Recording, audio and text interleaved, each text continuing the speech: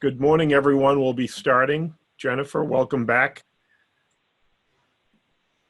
Jennifer, I feel like you've been gone for a month. I know, some things hit hard in this family. I know. Hey, that's good. I just wanted to, make sure. All right. It's good to be back. Yep. Yep. Good morning, Jim and Paul. Good morning. Good morning.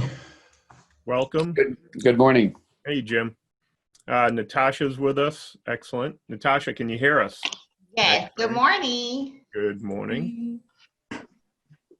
All right.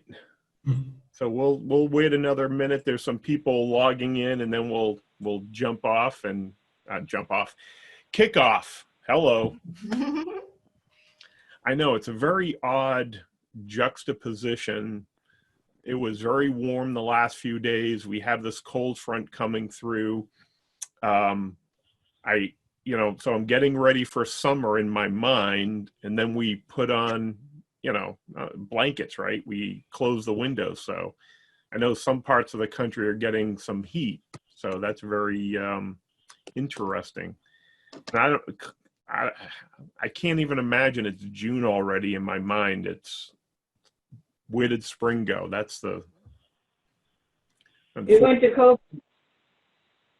Go ahead, Lisa. I said it went to COVID. Yeah, no kidding. That's it. I'm still trying to wrap my head around it. So the funny thing is, I don't know if some of you guys know, I think I mentioned my middle son, Kyle. He was stationed in Camp Lejeune, and he went out to 29 Palms in California last Saturday for some training. He's there for a couple months.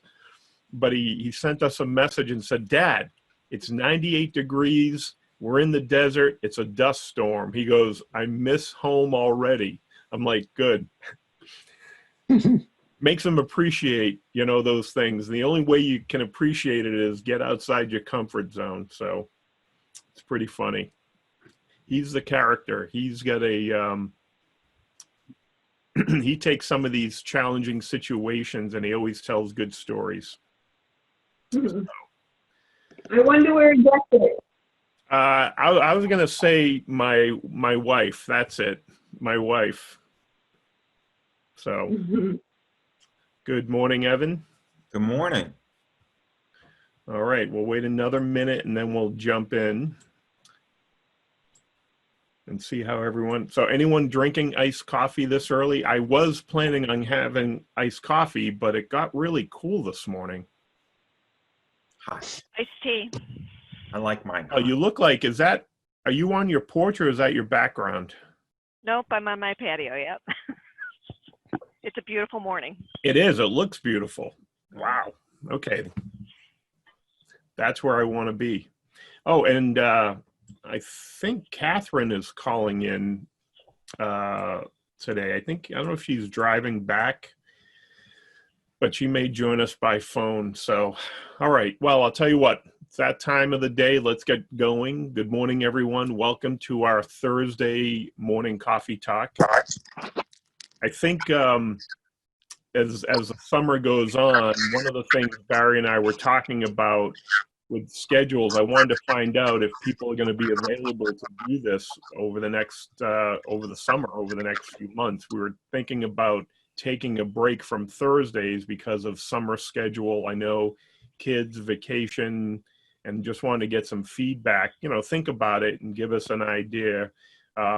I'm probably going to keep the Monday evening LinkedIn calls, for the new members who are joining, and that's a good information. But just want to see what people are interested over the summer. Also, just FYI, starting my summer school programs. I'll be sending that out as well for those of you who are looking for other programming. All right, Alan's joining us, so we'll get going. So what I wanted to do, take a minute, introductions. I was going to say, who doesn't know anyone on the line? It seems most of you have been here before, right? Paul's been here. Jim, you've been here. No, I haven't, actually. It's my first time. Really? Because your face looks awfully familiar. Is that the same picture you have on LinkedIn? No, I think that's different. Some people have accused me of looking like Ted Koppel. So if you ever watched Ted Koppel 20 years ago, maybe it's a. All right. Did you join us for a Monday evening call? You know what? I had signed up for the Monday call, and then I had a conflict, so I couldn't join it. And so you had sent an email out, and I thought, oh man, let me get on that Thursday morning call, see what it's like. All right. Well, okay. So usually I'm better with faces, not so much with names, but I do remember your name. So, all right. Yeah. I could say everyone looks the same. Here's my face. Yeah. All right. Well, thank you. All right. So I'll tell you what then, if we have some people who may not have crossed paths, we'll take a moment, we'll do a quick introduction, and then we'll open up to Q&A. So I'm Steve Picaro. Welcome. And with us is Barry, Ray as Rubin. usual. Good morning. Barry's my LinkedIn wing person, as well as my Zoom wing person. But yes, we're a team, and so we've been hosting these calls for many years in different forms, and really since COVID, we added this Thursday call to kind of pick up the slack and help people connect going forward. Paul, I'm going to send it over to you because you're on my top left, and then I'm going to go to Jennifer and Natasha. Sure. Yeah, good morning, everyone. Paul Majors, based here in Philly. It's a stormy, crummy day here in Philly, and we actually just got our power back. We had 90-mile-an-hour winds here in Philly, which is super unusual, and it wiped out some big trees and took down power lines, and a couple people lost their lives. It was crazy. So it's a luxury to have AC and Wi-Fi and just enjoying electricity for the first time in 6 days. So here, job seeker, I'm a career sales leader. I've worked with big companies, small companies. I left my last W-2 job a couple of years ago to start a business and got that up and running, and looking to jump back into a full-time role in sales leadership, preferably with a smaller company, medical device, healthcare related, or just generally technology related. So, hoping to find the right opportunity. Given the circumstances, it's a slow slog right now. And of course, willing to help any of you eager to hear your stories and why you're here, and see if there's any way I can get back and help the group here. Thank you, Paul. And I'm tracking the storm now, and yeah, that's a pretty big one. So I'm glad you're back. Yeah. Excuse me, Jennifer. How you doing? Good morning. We had the storms come through Chicago yesterday, and big winds. They knocked down everything in my yard. So this morning was cleanup. Yeah, so I feel for you, Paul. I think you got it worse than we did, though. Yeah. Yeah. So I've got a background in medical device marketing and sales with specialty expertise in infection control and urology, and went to B2B sales for a while, looking to get back into healthcare sales. Yep, that's where I'm at. Thank you, Jennifer. And Jennifer, it's been a couple weeks, right? You were with us, or was it a month? I don't know. Probably been a month. It's really? Probably been a month, yeah. Mm-hmm. Seems like yesterday. So I know. All right. Thank you. Natasha, good morning. Good morning, everyone. So I am located in Atlanta, and I have a background in research, oncology research, clinical trials, also just transitioning. I have some experience in medical device sales, but still transitioning, like job seeking. And that's me. Thank you, Natasha. Evan, and then Jim, please. Good morning, everyone. I have over 20 years experience in medical devices. Before that, though, I was a clinician.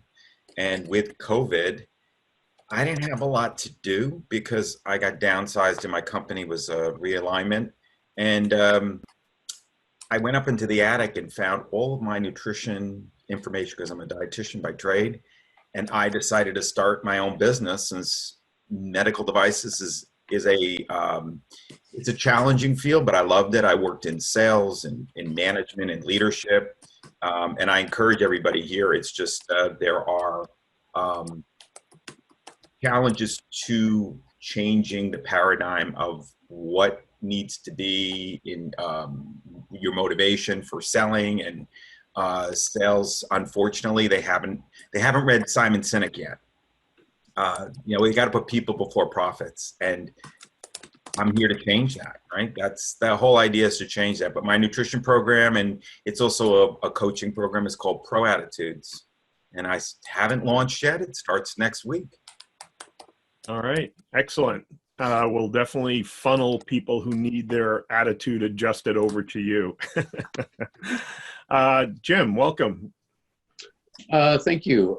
Didn't know I was going to be speaking at all, but I'll give you a quick 30 seconds. It's Jim Trainer and Natasha. I also live in Atlanta.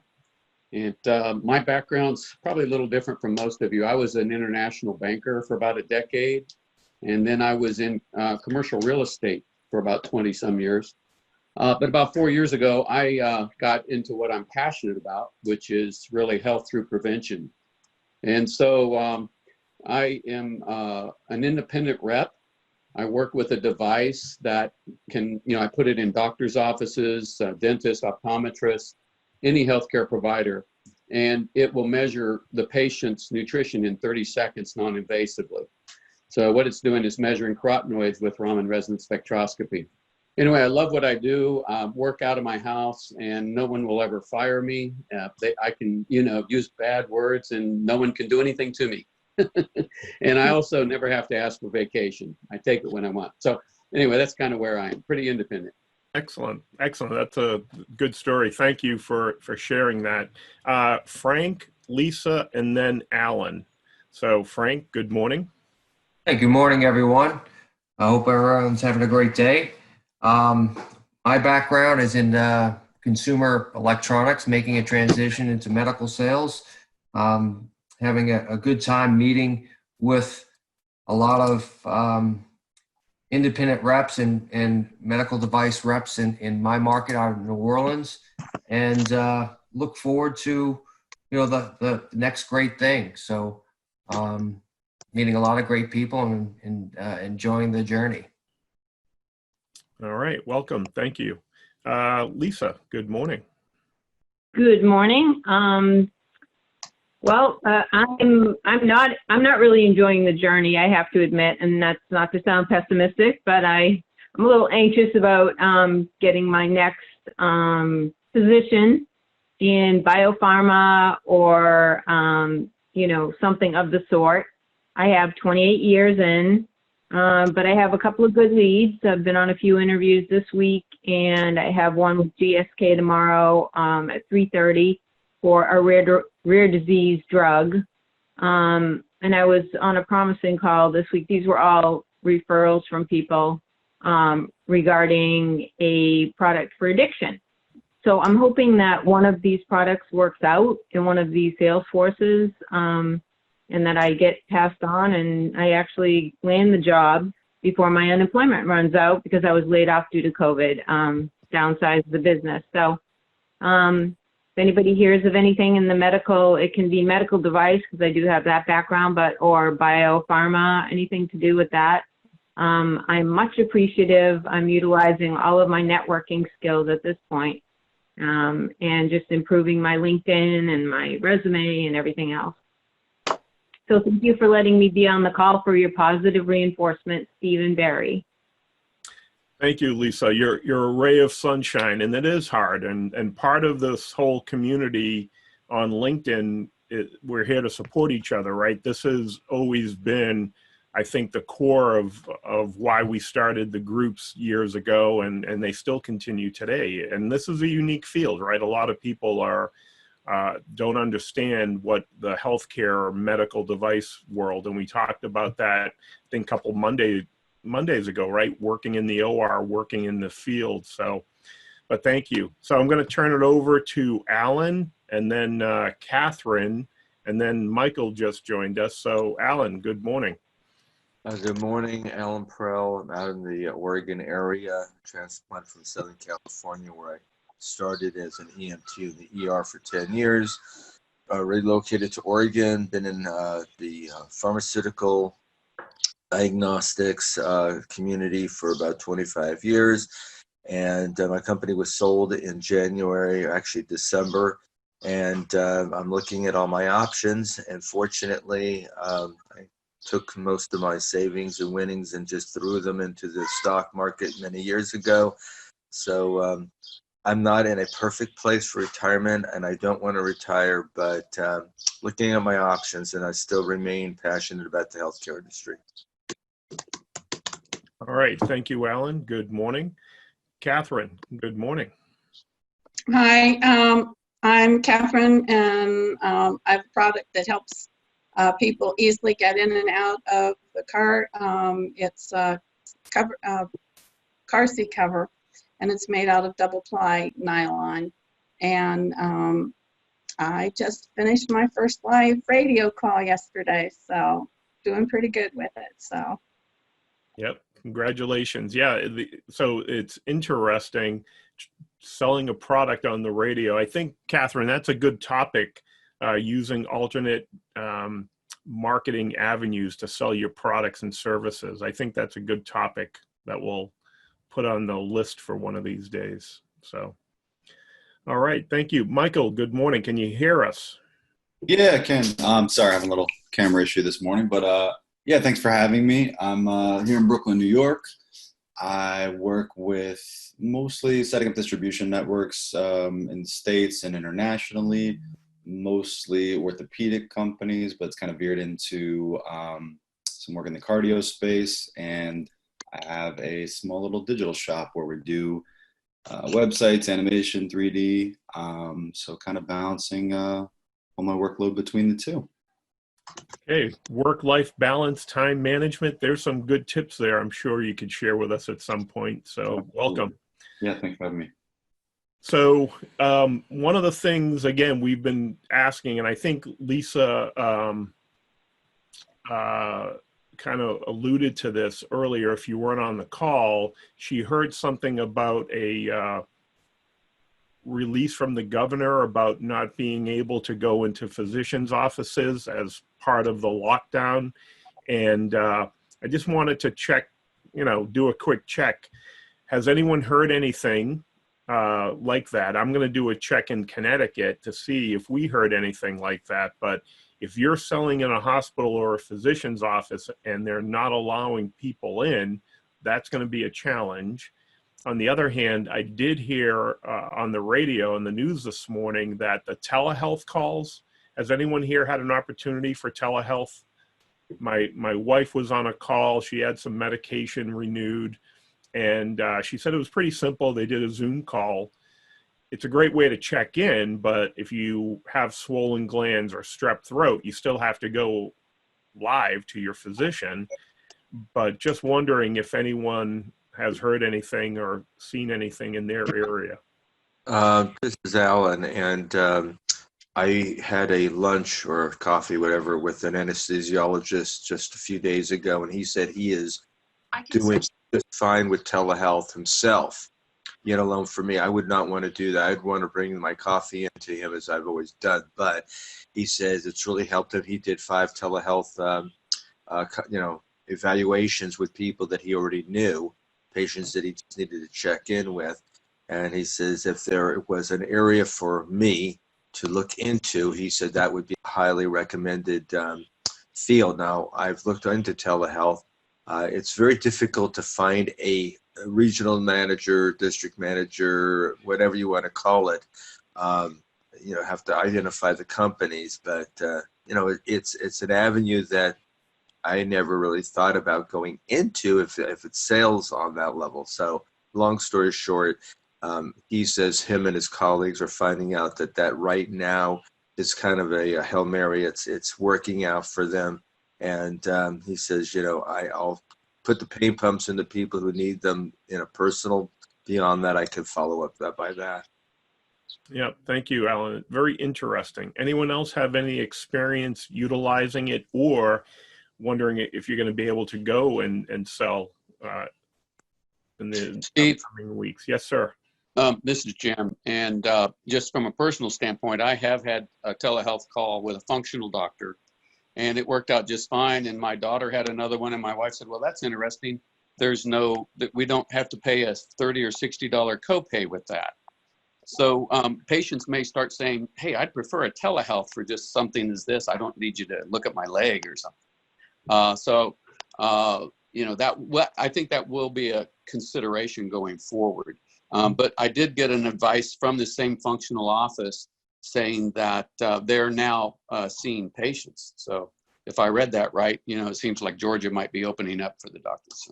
Yeah, oh, that's good. And I agree, Jim. On one hand, you're right. Sometimes you just want to have a call. And again, my wife had to get some medication renewed. Not really worth going to the doctor's office. On the other hand, I'd be cautious if somebody goes in and doesn't get diagnosed and they miss something. Who wants to be on the end of that lawsuit? Yeah. I don't know. I couldn't go in. It's just interesting, but it's evolving for sure. Anyone else seeing anything in terms of being allowed to enter a facility? Well, I talked to one of the reps that I used to work with, and she had to go in and get tested at a facility for COVID to see if she had antibodies, and she was near one of her customers. So she decided, she had a good excuse, even though you're really not supposed to be going to visit. And the people that were at the facility were very helpful. It wasn't like she had roadblocks. Unfortunately, when she got to the doctor's office, the door was locked, and she didn't want to make a stink about it. I did read about Ortho Carolina. I happen to be in the New York area, but Ortho Carolina, they had 0 telehealth before COVID. After COVID, now they've had 7,000 telehealth events, and it's been extremely successful. I don't see it going back to 0. And I think that a lot of medical device companies are using webinars to connect with customers. And it's not about selling, it's about communicating and understanding what our customers' problems are, and then connecting and listening for the pain points so that you can then have that conversation that, hey, I have a solution to your problem. So we just have to think about it differently. I think the opportunities will probably be better, stronger, because people have all these issues that need to be solved. We used to come in like 7, 8 reps a day that the average doctor would see. I don't think doctors would appreciate reps coming in. My wife happens to be a doctor, and she got really mad yesterday that somebody came into the office from the building showing her office. It was something about the owner of the building without getting any permission, because she has distancing. She has patients at specific times so that there's no overlap. So we have to really understand there'll be consequences, that unintended consequences, if we just decide to show up and do cold calling. So yeah, it's challenging, but I think there's great opportunity for us. Yeah, Evan, you brought up a couple of great points there. It's no different than when you're interviewing or transitioning and you're out there selling yourself, right? Your value while you're out there interviewing and using this approach. Let's put it this way. 6 months ago, getting people on a Zoom call, and Barry and I were doing these calls, people were so afraid like something was going to happen, right? It's like, I can't show my face. I can't talk. Now we're doing it as part of the course. It's routine, and it is really helping people transition. And we had talked about this, being able to record a quick introduction video to talk about a challenge, talk about a solution, put it on your social media, right? Whatever you're using, your LinkedIn profile, it's a great tool. And then on the other hand, Barry, did you want to share something? No, I thought she just waved her hand. Sometimes I said hi because you talked about us doing the Zoom calls. I was just waving.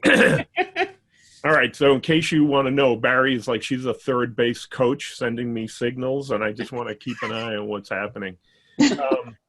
But here's an interesting, Evan, I'm going to throw this out to the group.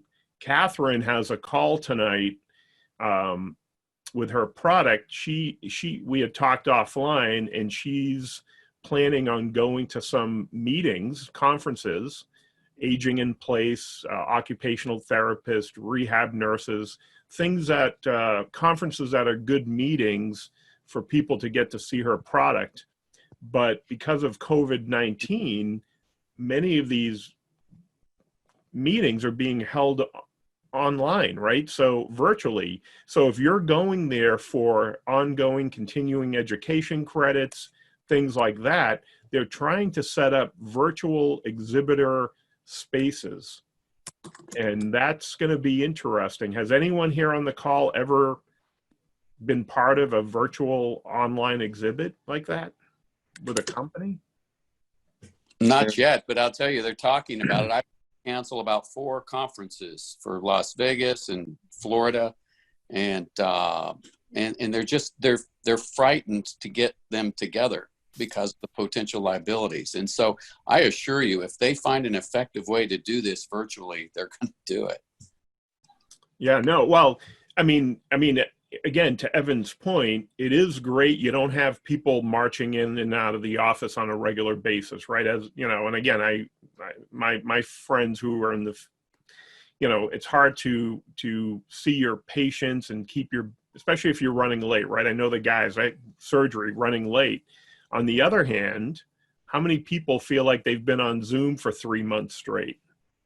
I mean, we have because of COVID-19, but if you say to somebody, listen, I just want to take 15 minutes and show you some stuff, and at the end of the day, your eyes are rolling up in your head, or you've been sitting on, I think there's a balance there. I think we have to figure out how to do that. And that's, again, it's an opportunity, but I also wonder, and this is part of the discussion with these meetings, Jim, and this is what Catherine is actually, there's a meeting this evening or later today with the organization. They're going to talk about how they set up this virtual exhibition hall, being set up at a meeting, an academy or a local meeting. People are there. They want the experience. They want to touch and feel some of these things. How do we do this online? Is this the telemedicine? Is that what we're doing now? So very interesting going forward. Other thoughts? Anyone else have any experience or anything they want to throw out? I'll throw it out there, just not being a shy one here, is I agree that I don't think we're going to go down to zero again with the Zoom, but I'm calling this taking the human at a human being. In my opinion, when you take away what we have done just from a pragmatic shaking hands with people, talking face to face, getting to know people on a personal level, gestures, however you want to call it. It's just communications 101. I still think we take a major part of the sales process out of it. The same thing with the exams that we were just talking about, Zoom calls with doctors. It's okay to once in a while check in with your patient, but when you take away the touch, the feel, looking at skin tone, color, circulation, checking lungs, listening for lung sounds, heart sounds, etc., I still think you're taking a majority out of it. So as much as everyone wants to see, what's possible, I still think you're taking the human at a human being, and I still think eventually it's going to go back to the way it was, just because that's how humans interact. Alan, you talked about shaking hands and being with people, and I think that as I look at how we're communicating with each other now, even as things are lifting a little bit, people are still hesitant to shake hands. And I think that there's a lot of what we've developed over the time is cultural as much as human, and our culture is going to be changing. And I feel so uncomfortable not being close enough to somebody to talk, because if you're standing 6 feet away, it doesn't feel like a real conversation. It feels like you're talking at and being talked at. But I think we're all going to have to learn how to read and send new cultural signals to one another to Well, some I'm in degree. agreement. Yeah, I'm in agreement. I didn't say it was going to go back completely, but I think that there's Right. going to be a Never going to go back. Yep. Alan, New opportunities, new possibilities. But I Yeah. agree with everything you said, Alan, that there's this gap that exists. But there was a gap before. How many people were not going to the doctor until it was too late? Yeah, I agree. Or it was to a point where they could have prevented it, you know, a mountain when it was a molehill. And I'm seeing now that people are past that gap now of being afraid, and they're reaching out more, and the triaging is much more effective because the offices have to be more effective with this. So there's this huge opportunity, if we get comfortable with being uncomfortable, that we can fill that gap ourselves, you know, Yeah. from a sales perspective. Well, that's Evan, you bring up another good point about our salesmanship, our skills, the way we present. I mean, think about this. Being prepared to go on camera and give a presentation versus doing it in person, right? No different than interview. People who were picking up and had a phone screening, now they're doing video screening. Now people are doing it through video, right? Go online, record your answers, and then we'll check you out. There's a lot of dynamics that are changing. The unintended consequence, many of the, and Evan, you might have heard this in New York, a lot of the people are thinking, why do we need to travel into New York every day when we've been commuting, right? So do we need to travel into New York? We can stay home 3 days out of 5 and do our job. So the unintended consequence, the value of commercial real estate goes down. All the businesses that counted on those people coming into New York, those commuters. I mean, it's going to be interesting how this affects the primary, secondary, tertiary impact going forward. And again, I think there's a lot of positive. There's going to be some ramifications we haven't thought about. But when you think about going out there and doing your job, Barry had a role a while ago where she was traveling, right? When you have a large territory, are you going to be jumping on planes? How will that impact the travel industry, staying in hotels? You know, as much as people said, hey, 80% travel might now be 10% travel because we're going to do it virtually. So if And you it will increase productivity.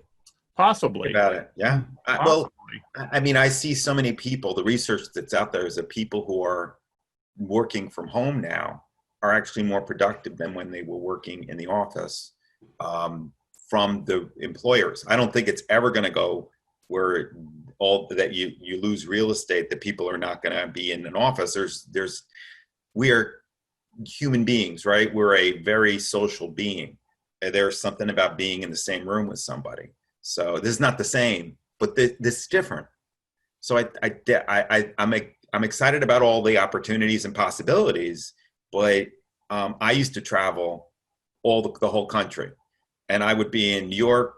One day I was in New York, San Francisco, and Phoenix all on the same day, and that was not fun.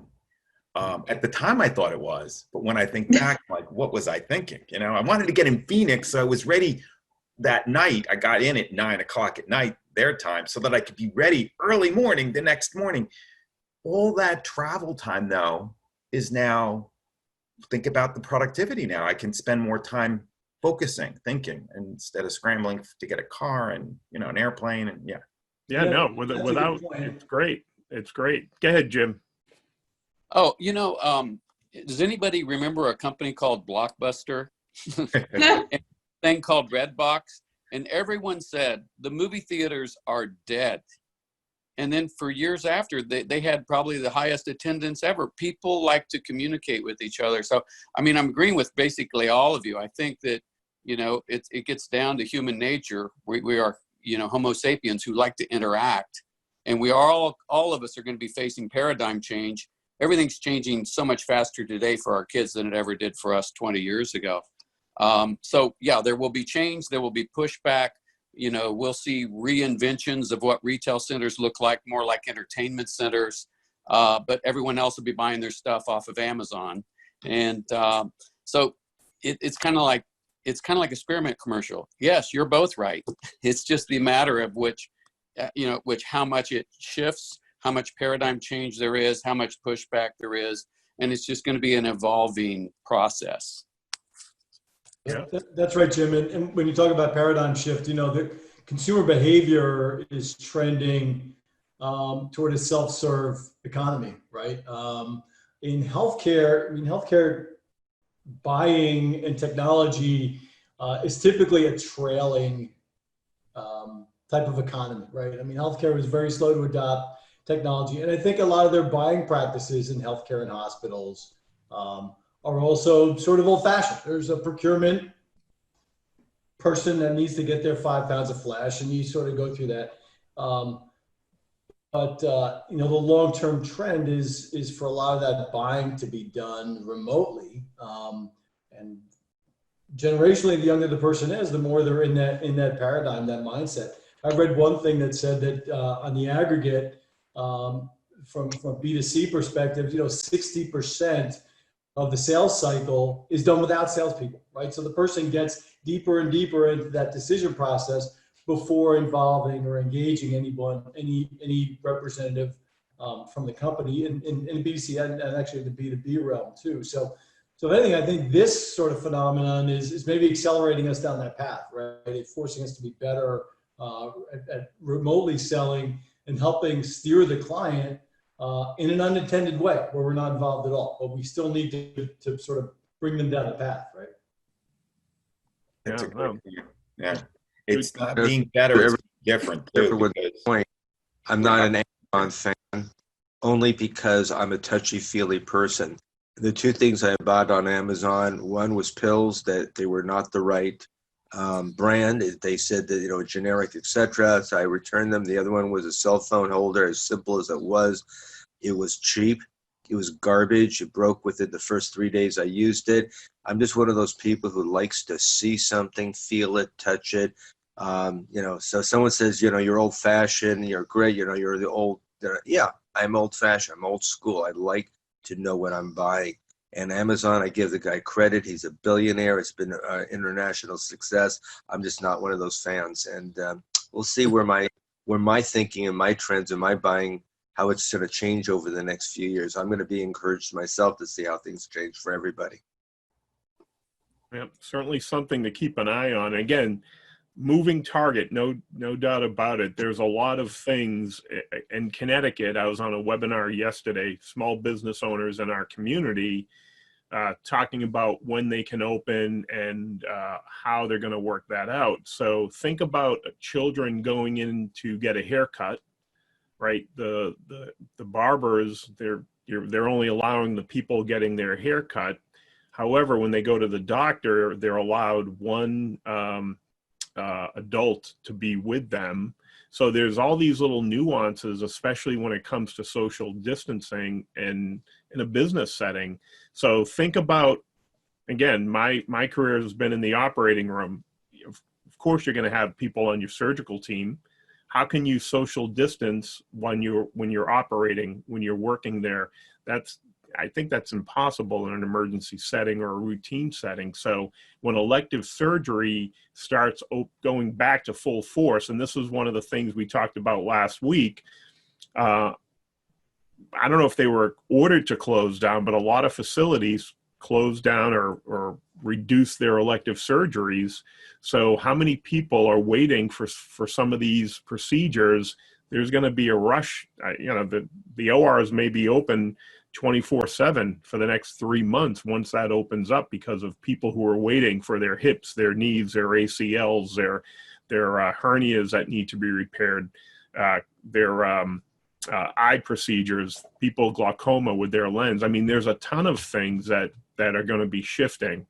So I think this is really an exciting discussion because we don't know where it's going, but the takeaway here, I would say for most of us, is we have to be flexible.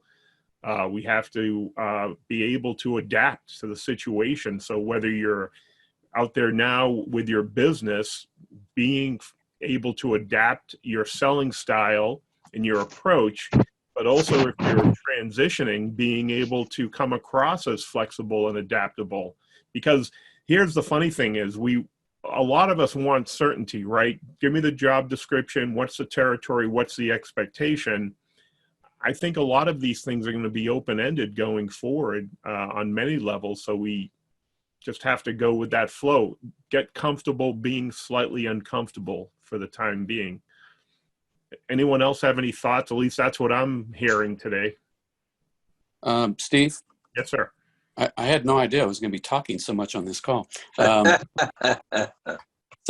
I would say this is a kind of a dirty plug, but also just to explain why I'm on this call. I'm an actual example of the paradigm shift. And that is, up until just recently, I've always met my doctors, my dentists, my optometrists at these conferences. I mean, I fly to these conferences and I'm an exhibitor at these conferences so that I can show them my technology. And so what we have found actually in our business is that a great number of pharma reps and device reps are now shifting to our business. So I'm actually going on the internet to start making relationships to connect with people who would be interested in doing, that type of business. And so it's kind of a twofold thing. One, I'm an absolute example of this paradigm shift. And then two, I do recruit people onto my team to do exactly that. So they have their own business. So if anybody's interested, just look for me on the group. Well, Jim, if you want, you can share your info through the chat box down there if you want to. Oh, you know what? I'm on my phone. Okay. All right. Not a problem. If I can find the chat, let me just take a look. No, it's okay. Jim, you know what? I have a pretty big phone, but my thumbs are still huge, right? The phone is never big enough. So, but yeah. I'm putting it in now. Yeah. Okay. It all sounds like things keep changing. And we're lamenting about where things were and how we want it to be, that this is where we find our customer. But, I'm thinking it's the art of prospecting is what we need to focus on, because that's what drives the funnel. That how else is your pipeline going to get filled? And there are so many people out there that need our products, whatever the product is, that we need to now think about. It is a skill, right? Prospect. No, you're absolutely right. We're not going to see the entire world change overnight. And I think that exactly what you're saying has a lot of validation to it. A lot of the traditional types of marketing and sales are going to continue to exist. And let's face it, we're not in pandemic forever. This will burn off. And people are going to want to go back to a bit more normality for themselves. Well, we're in like zone, the what do you call that? The ground zero. Ground zero. Thank you. Yeah. And we just opened up restaurants on Wednesday, and just to feel the energy outside, watching people set up the restaurants out in, they're putting the restaurant tables out in, not just like in front, but the whole parking lot is filled. It's wonderful to watch. But I'm like, well, what happens when there's a thunderstorm or it's going to rain like today? We're waiting for your storms from Philadelphia to come this way. But I love the energy that it's. Yeah. Went to Costco and I didn't have to wait on a half an hour line. I got to walk right in. I'm like, whoa. It's going to happen that we're all going to talk a year from now, because Steve is so compelling. We'll still be on the same, call and Barry and sharing about, boy, remember when we thought, right, how we'll laugh about it, but I really think that we're going to forget how difficult the last few months have been. I can already see it in a few days here. And I don't know what you guys have experienced across the country, but I mean, New York's been ground zero. Yeah, I have a daughter in New York City, and I'll tell you, it has been tough up there. Well, let me ask you this. Have those killer murder hornets shown up anywhere across the country? Did anybody see the chart that has the whole alphabet and then the 3 columns with first initial, middle initial, last initial, and then you can make the name of your particular plague that's going to hit the world instead of giant murder hornets. Mine was tiny jumping cows. Very intimidating. Yeah, you know what? Yeah, it's going to be interesting going forward. All right, other topics, and these are great things. And Evan, I hope we are here a year from now in some way, shape, or form, you know, to do that. But anyone else have anything they want to share with the group before we wrap it up today, or questions?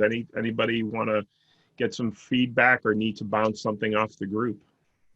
Yeah, Lisa, is there a way for us to connect with you on LinkedIn? I don't see your last name. Yep. Oh, yes. For me, my last name is spelled S as in Stephen, T as in Tom, A, F as in Frank, F as in Frank, I-E-R-I. Yep. I'll put her link in the chat for you. Thanks. I appreciate anyone, you know, connecting with me that, you know, knows of any opportunities. Oops, sorry. That's great.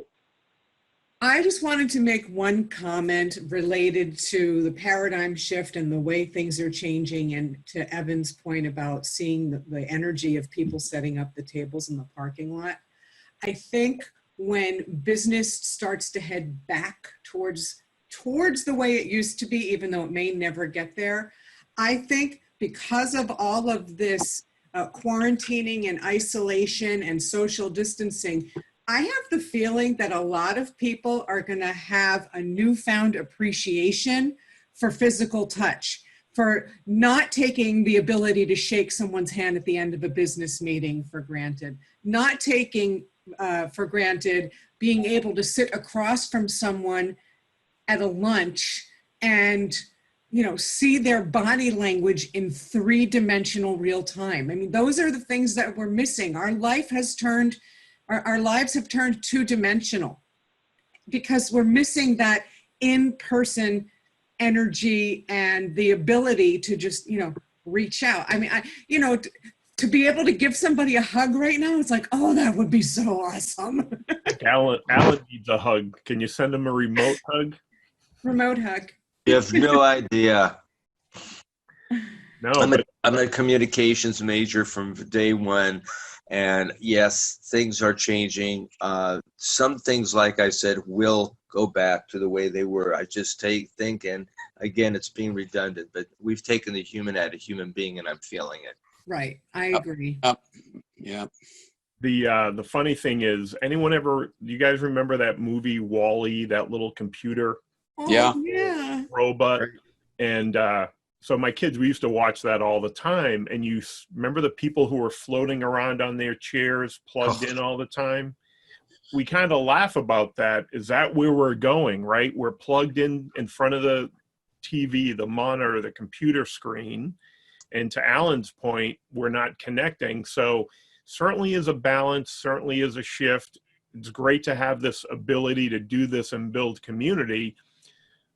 Again, for most of us, if you're in the medical device healthcare space, there's not a lot of, unless you're in New York City or in Boston, there's a couple groups I go to, medical device groups.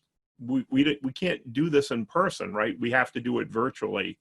But when we go back to our normal life, all the boards I'm on and the associations and the groups, part of that is that interaction. And sure, we can have meetings online, but it's almost like an avatar, a stale, you know, 2-dimensional perspective, as Barry was saying. So whatever we can do to bring that in. And think about this, telemedicine, the military has been doing it for a long time, especially in remote places. And I remember back in the day, and some of you might have had this experience, getting a call during surgery and say, hey, Dr. So-and-so has a question. Can he ask you a question over the phone, or the nurse about their equipment? And we would try to help them via the phone. You know, do we need to be in the operating room to assist the nurses get the equipment ready? Or is that something we can do remotely now? It's going to be very interesting. There's a book out there that I read many years ago, and I think it adds up to everything that we've been saying for the last 45 minutes to an hour. It's called Connectomes, and it's about the brain chemistry and how it changes when people see eye to eye, when people do the chemistry of the shaking, hugging, whatever it might be. It's just, it is a fascinating book. It's not over the level. It's not by a neurosurgeon, but it is definitely a book that connects, what happens when humans do touch and what happens when people do not touch. And they did a lot of different, I don't remember, studies about that. And again, it was just a fun book to read that, it just took the evolution basically from how we've evolved and why we're where we are today. Yep. And Alan, I thought you were going to say Soylent Green is. That's another one. a little bit more sci-fi. I know, but this is a dystopian future we're coming close to. So, all right. Anyone else that they want to throw out or share? Excuse me. Question? Anything they want feedback on? Help. Well, it's been nice to see everybody's smiling faces, bright and cheerful this morning. I'm glad you were all able to join us. I just wanted to say hi. I've been a little bit quiet today. Good to As see a you all, first-time participant, I just want to thank you, Steve and Barry, for setting up this venue. It's a great little venue for conversation, and I think we all learn from each other. It gives us an opportunity to express ourselves. So thank you very much. I had no idea what I was stepping into. I enjoyed it. Well, welcome and thank you. Yes, Our pleasure. There's a sense of camaraderie here. We get to meet people. We've built a little bit of cohesion here, and hopefully this continues. Feel free to connect. I mean, the purpose of social media is the social part, right? The networking and building, and there may be opportunities out there to help each other going forward. So feel free to share your contact information. And again, Barry and I, feel free to connect with us. If we can introduce you to anyone in the groups or we can help in any way, please let us know. Appreciate it. All right. Well, I think. Thanks, Barry. Yep. Lisa, go ahead. I just want to say thank you for your positivity. You're welcome. Oh, Evan, is that your website up now? It's not up yet, but I'm working on that now. I start my beta classes on June 22nd. So healthy thinking, healthy eating, healthy living, grow attitudes. It's really what my focus is. So it's all about the attitude. People don't realize how the power of thought, the power of your core beliefs, and how they drive what you think and what you do in your behavior. And when people get stuck, if they don't understand the power of reprogramming by using, whether it's cognitive restructuring, journaling, just thinking a different pathway creates a different neural pathway. The neurons will fire differently, and you can then see the brain chemistry changes and amazing things happen. So Evan, is this is one of my favorite words, neuroplasticity. Oh, you read her book, right? So, all right. Well, thank you, everyone. Have a great day. We'll be here Monday evening. Again, Monday, we're going to do mostly welcoming new members to the group, talking about using LinkedIn as well. But if you're available, I'll send out the reminder. In the meantime, have a great week. Stay dry, stay safe, and we'll see you as soon as possible. Thank you, everyone. Bye, everybody.